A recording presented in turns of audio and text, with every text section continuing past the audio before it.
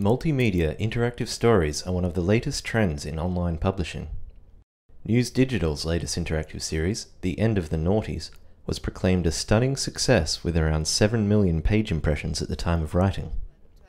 Irena Macri, multimedia producer on the Noughties project, says interactives can extend stories from print and increase audience engagement through rich media. In terms of storytelling, I think there is so much more you can do with multimedia.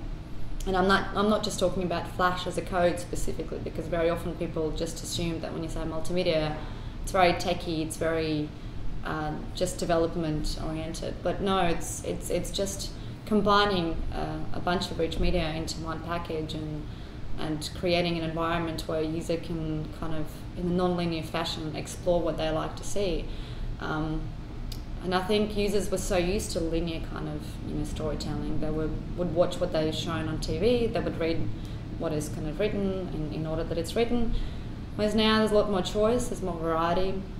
And I think users like to feel like they are part of something.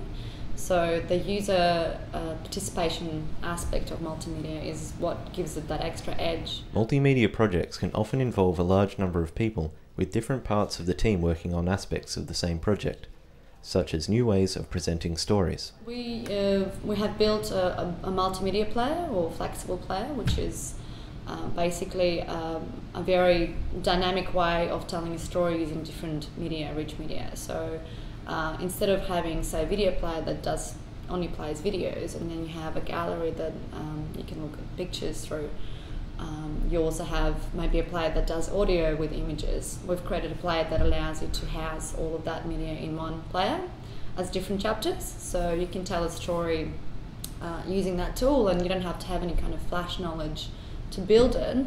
So what it allows editors and publishers to do is just to create content using Flash CMS that we've built to put those stories together, and they can use video, audio and images together, or just images in one package. Macri says they've also built a new tool specifically for the Noughties project, which will be reusable for future projects.